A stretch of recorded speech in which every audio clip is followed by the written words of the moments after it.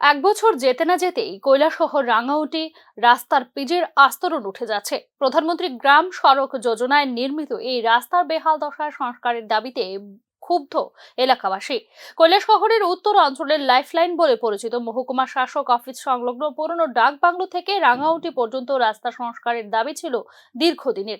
রাজ্য সরকার প্রধানমন্ত্রী গ্রাম সড়ক যোজনায় 7 কিলোমিটার রাস্তা তৈরির জন্য টেন্ডারের মাধ্যমে কাজের বরাদ দেওয়া হয়েছিল একজন ঠিকাদারের হাতে।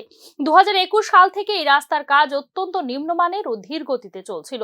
এলাকাবাসীর অভিযোগের ফলে প্রায় 8 কোটি টাকা ব্যয়ে রাস্তার কাজ নির্মাণ শেষ হয় 2022 সালের মাঝামাঝি সময়। রাস্তায় ব্যবহৃত বিটুমিন ছিল অত্যন্ত নিম্নমানের, ফলে কিছুদিন পরেই এই বিটুমিন উঠে গিয়ে রাস্তায় বড় বড় গর্তের সৃষ্টি হয়। প্রধানমন্ত্রী গ্রাম সড়ক যোজনায় কুমারঘাট সার্কেল এই কাজের তত্ত্বাবধানে থাকলেও রাস্তার বেহাল দশায় সংস্কারের কোনো উদ্যোগ নেওয়া হয়নি বলে স্থানীয়দের অভিযোগ।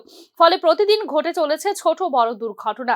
স্থানীয়দের দাবি, সংশ্লিষ্ট দপ্তর যেন দ্রুত রাস্তার দায়িত্বপ্রাপ্ত ঠিকাদারকে খুঁজে বের করে রাস্তা সংস্কারের উপযুক্ত ব্যবস্থা গ্রহণ করে। আমার নাম হইলো আলকিস মিয়া।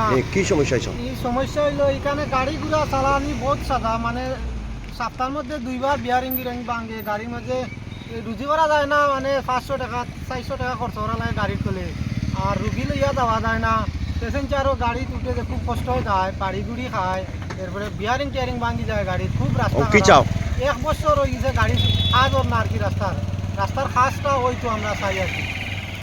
আচ্ছা, যেটা রাস্তা ভাঙ্গিয়া এই যে বেহাল অবস্থা, মানে রাঙ্গাউটি তো কৈলাসর রোড, আমরা গাড়ি ঘোড়া খুব জিনিস চালাইতে পারতাম না।